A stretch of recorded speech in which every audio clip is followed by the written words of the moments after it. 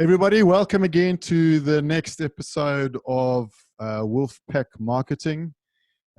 Today we have with us Marius Greef from Turn Left Media. He's joining us, and obviously we have also at his place, at his remote, isolated place, is Nicholas Krill with us as per normal. And today we thought we'd just get Marius in to give us a little bit of insights. If anybody is a LinkedIn expert, it's him. And so we're going to just speak to him about how LinkedIn operates and what its usefulness could be in terms of the employee advocacy environment. So the first thing that I'd like to do, obviously, is just welcome Marius. Thanks very much for agreeing to join us today. And I wanted to start off, as you greet us, you gave me a little anecdotal story quickly about how this Turn Left Media name came about, which I really sort of tickled me a little bit. So give us a little bit of an intro in that regard. How's it, guys? Thank you so much for having me today. And it's pretty exciting. I've been following the podcast on LinkedIn, obviously. So it's fun being on this side of the microphone today.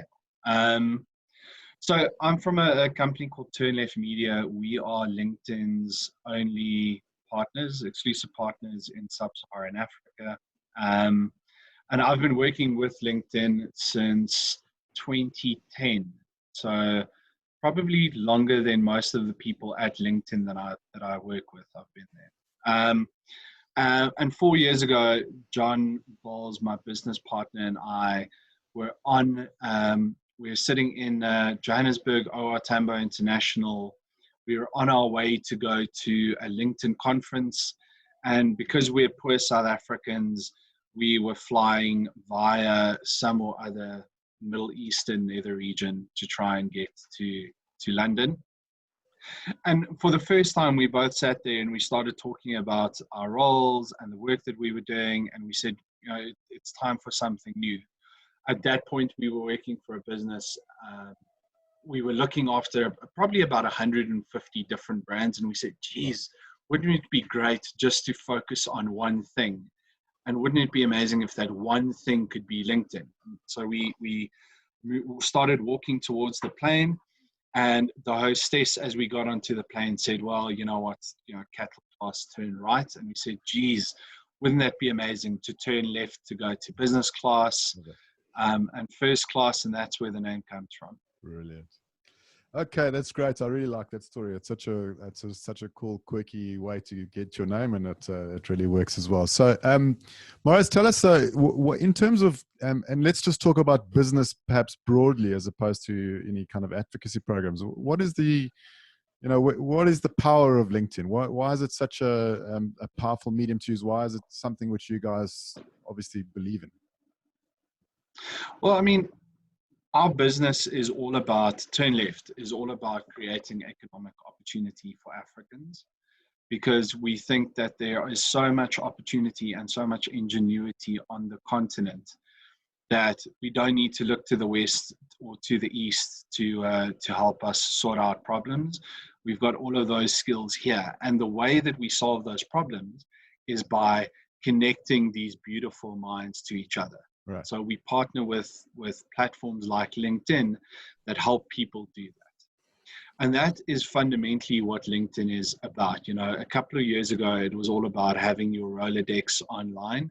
But today, it's absolutely about this community of professionals that are connecting together for learning and for opportunity. So, and that's happening at scale. I mean, when I started, I think LinkedIn was about 150 million people, and we were 5 million people in Africa and like 850 in South Africa. Today, LinkedIn is 690 million members globally. Where I looked at the unofficial stats this morning, we were 36 million people on the continent and 7.8 million people in Africa, in South Africa. So just putting that amount of brilliant African brains together and helping them connect ideas and opportunities is phenomenal. So, and I suppose, and what you're saying though leads into I suppose, and I am leading you, I suppose, but into the next sort of assumption that therefore makes it a really useful platform for business to business, specifically in brand or business to niche brand advocacy, which is obviously what we do on our side of the table. Yeah, I mean, so I think if we take a step back, the way that we always approach LinkedIn is we try and help individuals understand what the benefit is for them in being on LinkedIn and then being active first. So if you are ever narcissistic and you go Google yourself, your LinkedIn profile will probably always be the first search result that appears. So if I just want to, on an individual level, want to manage my professional identity, I want to do it in a place that's geared towards that. And just because of the wealth of information that I put on LinkedIn, it's a great way. So if a prospective client or a prospective employee or employer or stakeholder is looking for me, I want to make sure that I manage that interaction as professionally as possible. And that's where LinkedIn helps. And then it also gives me the opportunity to learn some really, really clever stuff from clever people. And from a brand, and then from a brand perspective, you want to, people are trusting advertising less and less. People don't believe the stuff that they see on some of the billboards, and they don't believe the stuff that they see on television or radio, but they generally still believe in people. Now, LinkedIn is different in the way that people approach it. So I've got a Facebook account, I've got an Instagram account, and I've got a LinkedIn profile. And the way that I behave on each of those platforms is very, very different. So people go onto LinkedIn to be more productive and successful. I go on there as a business owner. So the way that I behave is very different. So from a trust perspective, from a context perspective, it really is the best place as a brand and as an individual, as a thought leader, to actually go and speak to people.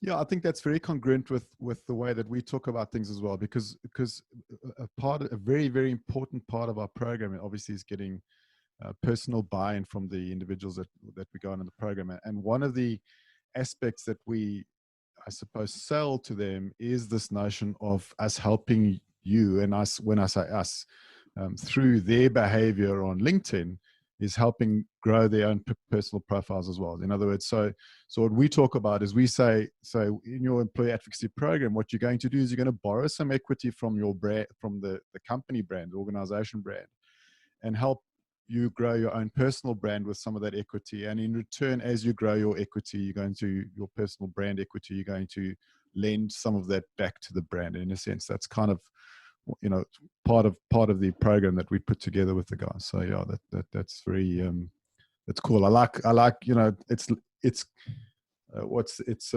not the word, not there's yeah, there's some reciprocity there that definitely works for the brand and for the individual.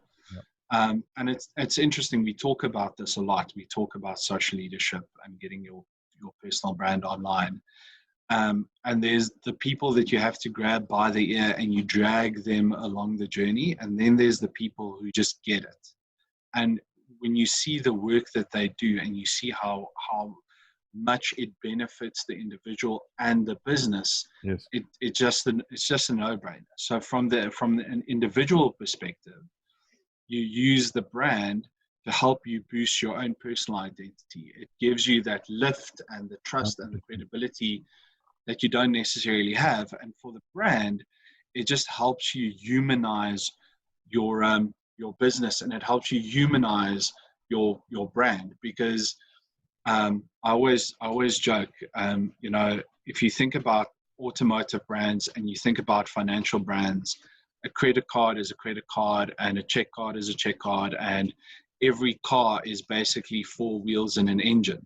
Yes. So why do people pay more for a Ferrari than for a Uno? Good. And it a lot of that has to do with the people. So if you can show that in a financial institution, if you can show that you have the best people on board, who are the most clever financial minds, and they give you that trust and surety that your money is safe, it's worth 100 different ads. Yeah, and in fact, and when you speak about that, something else comes to mind almost an additional facet to what you're talking about. Is that on social media we talk about this notion that brands actually can't belong to tribes. I mean, in our WhatsApp group, we're never going to have Nissan as a member of our WhatsApp group, right? It can't be there. But somebody who works at Nissan could be a member of that tribe and introduce Nissan into that conversation. So I think that's also an important aspect of what you're talking about there. So it's not just the fact that that the person, that the brand can't be there, but that the person who is there actually is the person that's going to bring the brand to life in any case in that environment. So Yeah, I mean, people find brands through other people, and people trust people. Yep. Like that's just the intrinsic way. Yes. No, that's good. I mean, look, unfortunately I can't argue with you, so it's fine. It's all good. No, so that's fantastic. And tell me, I mean, and I think also the other thing that I'm sure that you guys experience as well is this the sheer joy of seeing somebody who's perhaps slightly uninitiated in the ways of LinkedIn and the power of LinkedIn, and just seeing them kind of getting switched on, taking some of the learnings on board, and then just flourishing and running with it. I mean, we've seen that in a few of our instances where people have just, it's like a new personality suddenly that somebody just comes out and really just, to your point, switches on and just is able to really take the thing by the horns and run with it. What's more beneficial for me is when I see that person getting personal benefit out of that and the brand benefit. So we did some really amazing work with one of the financial institutions in just externalizing some of the thought leadership. And once we had done it, this person had become they became an externalized thought leader on the topic, right. And their business actually got business from it. So they posted a piece of content on LinkedIn, and somebody reached out to them and said, listen, we want to do this as well. Here, can we start negotiating a deal? Fantastic. So when there's an actual reward for your work, that's when you see somebody really shining and lighting up and taking more part. And that to a big extent is what we preach. So we're talking about, obviously, in your instance, individuals, and I suppose the extension really, one of the, I suppose, differences between what we might do and what you would focus on is that we look at upskilling those people, but then we look at getting them to operate as a team. So we look at sort of creating a critical mass through a team of individuals in a business driving a particular narrative. And we've also seen some fantastic returns in relation to increased web traffic, increased lead generation. And in fact, here in our own offices, we run this program as an internal program for some of our sister companies.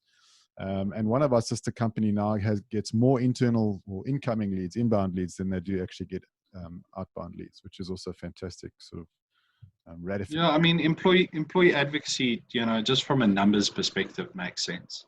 So you can have a business that's got 100 followers or 100,000 followers. You might have a staff complement of 50 or 100 or 1,000. Generally, your employees that are connected to your businesses have got larger networks than the businesses themselves. So on average, we see that a person has between 150 and 200 connections. And most of the people generally fall into employee advocacy's programs have got more connections. Yep. So once you switch those individuals on, your reach exponentially grows to people that might not necessarily be connected to your business already. Yep. And just the difference in engagement, in actual performance of your content and your messaging is significantly higher. So we do that. Yes, exactly right. So that's the two elements. It's the reach and the resonance, if you want to call it that. Yeah, exactly. We do some CSI work for a company called the Same Foundation. So we would tend to share content. We create content for our company page and we share that out to our followers.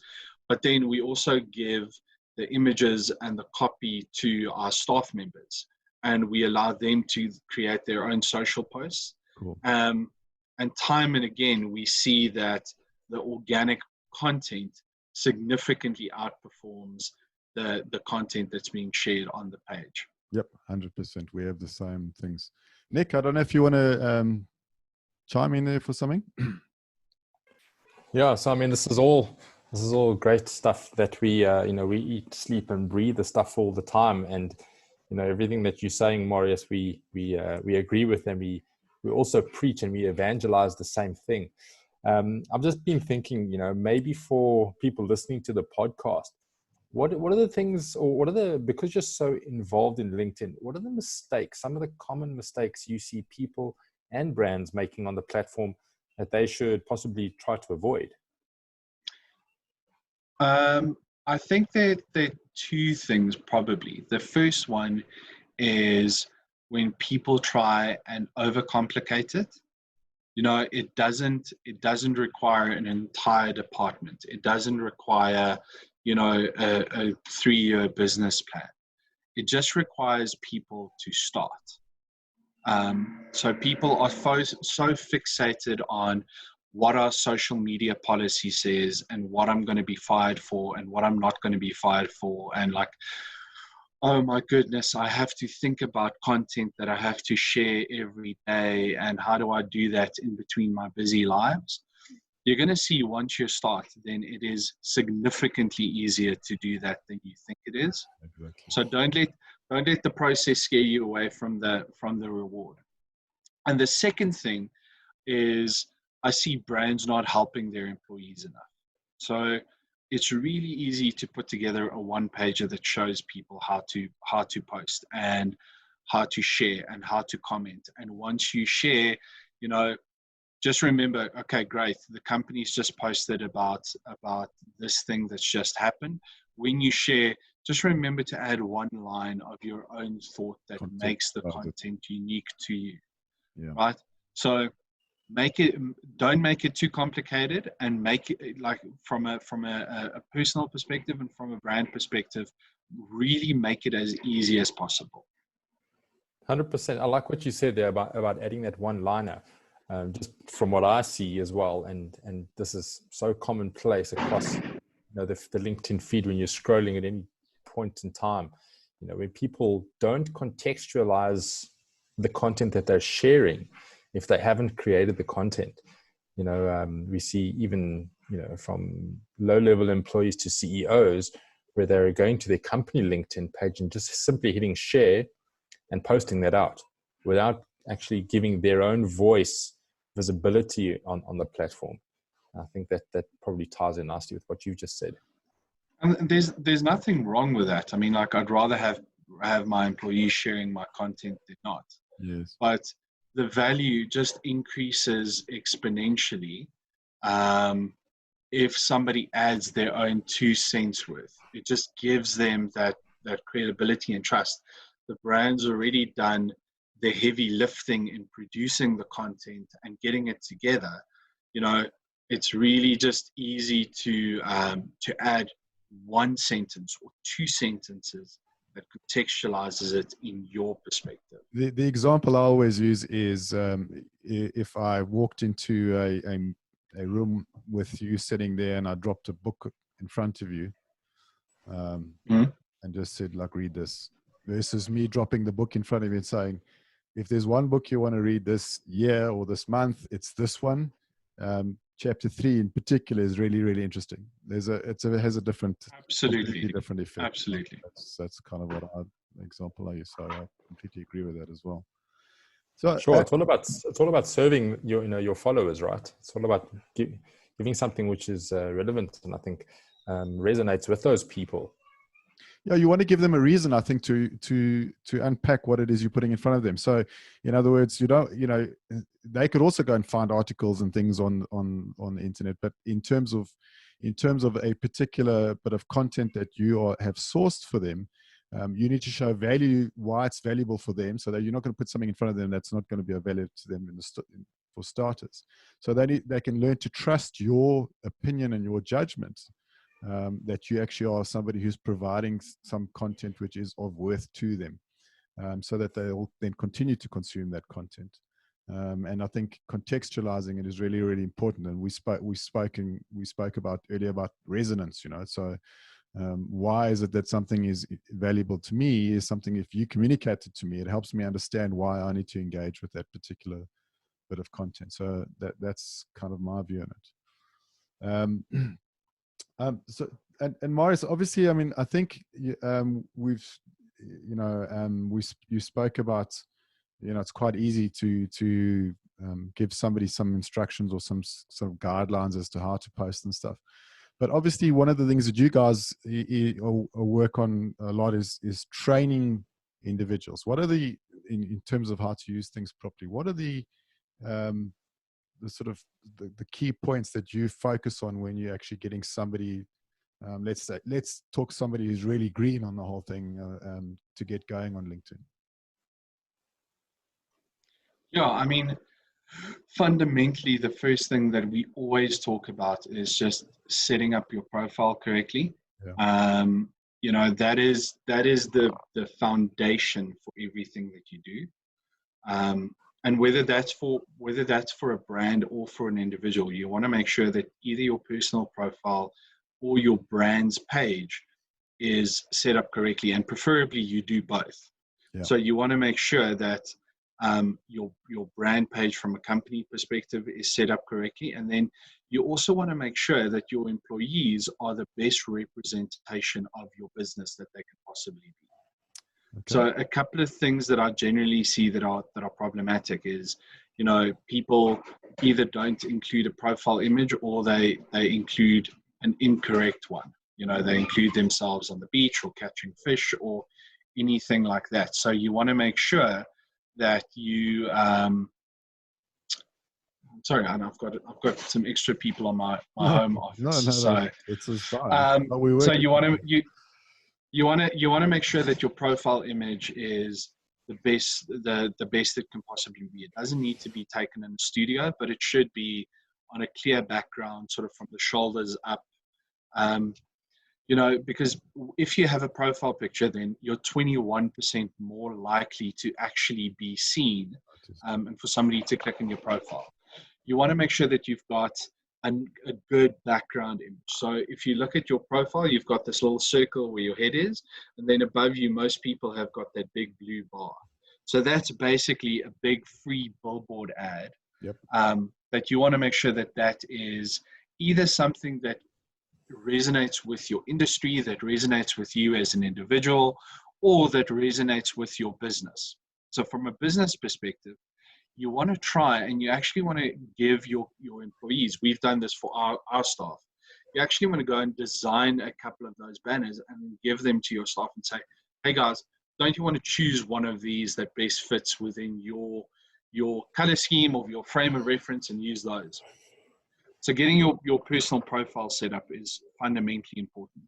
Getting your brand presence, if you're a business, set up correctly is really, really important. And then associating the two with each other. Okay, perfect. That makes a lot of sense to me. Yeah, so I mean, I think, and again, clearly you guys definitely are the experts, and so it's nice for us to hear views like that, because that's pretty much the same kind of stuff that we preach as well. So we also push very much the same objectives in saying getting your profile up and sorted, and then to your point as well, just getting started. Just actually, you don't have to overcomplicate it. Just get yourself out there. You would have experienced as well, I'm sure, that people are very nervous or scared about putting themselves out there and creating content. As we know, very few people are actually content creators. But once they do it, it's just it's really rewarding just seeing people, getting them feeling rewarded for their efforts as well, which is great. Yeah, absolutely. I mean, getting your profile set up, step number one. Step number two, if you are that way inclined, start thinking about content. So think about who are the people that you want to speak to. So my clients are generally marketing managers or people inside agencies. So I'm going to go and I'm going to find those people on LinkedIn. I'm going to see what's the content that they share more frequently. What are the topics they're engaging in? What are the questions that they keep asking? And I'm going to use that to, and I'm going to put all of that together with the things that I'm passionate about. And if there's a good match, if the things that I want to talk about, that I have an expertise in, match into the things that my industry or my clients or my target market, the things that they're talking about, then life's good. Then I start thinking about where the gaps are in those conversations. What are the questions that keep coming up more frequently? What are the opportunities? What are the things that I know that people aren't talking about? Yes. And then I sit down and I put together what I call a thought leadership matrix. I sit and I put down, these are the things that I'm going to talk about regularly. I'm going to go and I'm going to look on the internet. Are there sources where other people are talking about this topic more frequently? And how can I bring in those sources to help me create more content more regularly? Yeah, that's fantastic. That's great advice. So thanks very much. Yeah, so it's been great chatting, Nick. I don't know if you've got any more questions for Marius there? No questions. I think, Marius, thanks for your input. I think it supports what we're trying to achieve as a business as well. I think people that listen to the podcast can get some handy tips. Something that I really liked that you said that I don't think is mentioned enough is that whole thing is where, if someone Googles your name, the first thing that comes up is your LinkedIn profile. Yeah. We all do preach that, you to make a best first online impression, sort out your profile. But I think framing it like that people will Google your name and find your LinkedIn profile might actually, give that idea a bit more weight. So thanks. I think I'll steal that if you don't mind. Mm-hmm. Listen, I mean, I've been saying the same thing for 10 years, right? So it's amazing how few people Google themselves. And for me, it's really important. How few people admit to Googling themselves?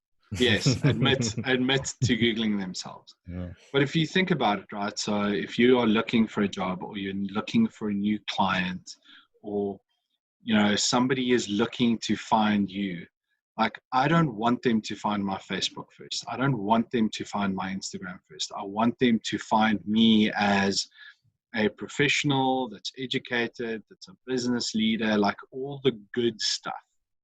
So it's about putting your best foot forward. It's why you have a website that's so well designed and pretty. Like, you want people to have a good first impression. No, that's great advice as well. I think 100%. Certainly concur with that. The other thing we also, just as a quick addition, is that we also talk to people is that you can't necessarily separate your Facebook live from your LinkedIn live. So make sure that they're not incongruent. You can have a slightly different personality on Facebook or persona on Facebook, but it can't be incongruent. It can't be completely upside down, because otherwise it's just going to become a mess. But Marius, thanks very, very much for your time. I really appreciate it. We'll get this episode out to everyone, and I think it's going to be really of good value to our listeners. So thanks very, very much. Appreciate it.